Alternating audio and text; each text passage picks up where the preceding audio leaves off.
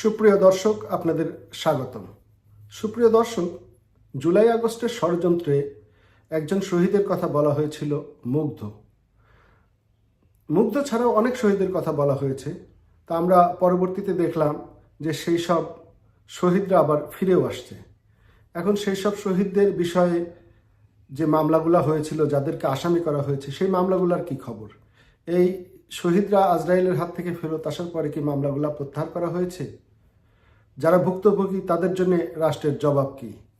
তাদের পরিবার যে ক্ষতিগ্রস্ত হলো, তার মান ইজ্জত ডুবে গেল, এ ব্যাপারে রাষ্ট্রের কি কোনো দায় দায়িত্ব নাই? কি দায় দায়িত্ব রাষ্ট্রের ব্যাপারে পালন করবে? আর এই যে মিথ্যাচার করে মানুষগুলোকে হয়রানি করা হলো, দেশে একটা অরাজক পরিস্থিতির সৃষ্টি করা হলো, সেগুলার কি জবাব? সামাজিক যোগাযোগ মাধ্যম একটা বিষয়ে ভেসে গেছে, সেটা হলো মুগ্ধর হত্যাকাণ্ড। মুগ্ধ আসলেই মুগ্ধ নামে কারো অস্তিত্ব ছিল কিনা? মুগ্ধ এবং স্নিগ্ধ দুই ভাই, যমজ ভাই, এই বিষয়টা দাবি করা হয়েছিল। তো স্নিগ্ধ জীবিত, তাহলে মুগ্ধের লাশ কোথায়?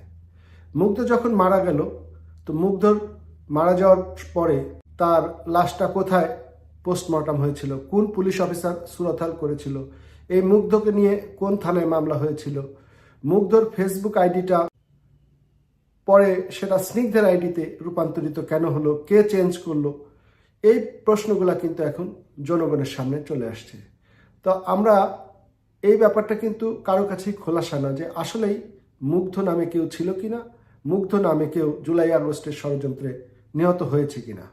স্নিগ্ধ যদি বেঁচে থাকে আর স্নিগ্ধের যদি আরেকটা ভাই থাকে মুগ্ধ, তাহলে তো এই দুই ভাইয়ের আলাদা আলাদা ফেসবুক আইডি থাকবে, আলাদা আলাদা পরিচয়পত্র থাকবে, আলাদা আলাদা শিক্ষাগত সনদপত্র থাকবে, আলাদা আলাদা তাদের সামাজিক অবস্থান থাকবে, চলাফেরা থাকবে, বন্ধুবান্ধব থাকবে।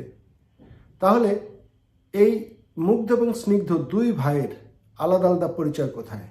তাদের আলাদা আলাদা সার্টিফিকেটগুলো কোথায়? আজ পর্যন্ত কিন্তু সামাজিক যোগাযোগ মাধ্যমে সেটা দেখা হয়নি। এবং এই মুগ্ধের যে জানাজা হয়েছে, কবর হয়েছে, কোথায় তার কবর? কোথায় তার জানাজা? কোন মৌলবী তার জানাজা পড়িয়েছেন? অথচ মুগ্ধকে নিয়ে জনগণকে কিভাবে বিভ্রান্ত করা হয়েছে? ঘটনা আসলে কতটুকু সত্য জাতি কিন্তু এখন জানতে চায় যে আসলে এই মুগ্ধ নামে কেউ ছিল কিনা, মুগ্ধ নামে কেউ হত্যাকাণ্ডের শিকার হয়েছিল কিনা। যদি মুগ্ধ নামে কেউ থেকে না থাকে, স্নিগ্ধই যদি মুগ্ধ হয়, তাহলে এই দায়ভার কে নেবে? স্নিগ্ধ বা মুগ্ধর পরিবার কি জবাব দেবে? আমাদের উচিত সেই জবাবগুলো বের করা। সবচেয়ে ভালো বলতে পারবে এই স্নিগ্ধ বা মুগ্ধর বাড়ির আশেপাশের লোকজন, বাড়ির লোকজন। তো বাড়ির আশেপাশের লোকজন কেউ যদি আমার ভিডিওটি দেখে থাকেন, কমেন্টসে হোক, আমাকে মেসেঞ্জারে হোক, হোয়াটসঅ্যাপে হোক, আমাকে একটু জানাবেন, জাতিকে আমরা যাতে এই ইনফরমেশন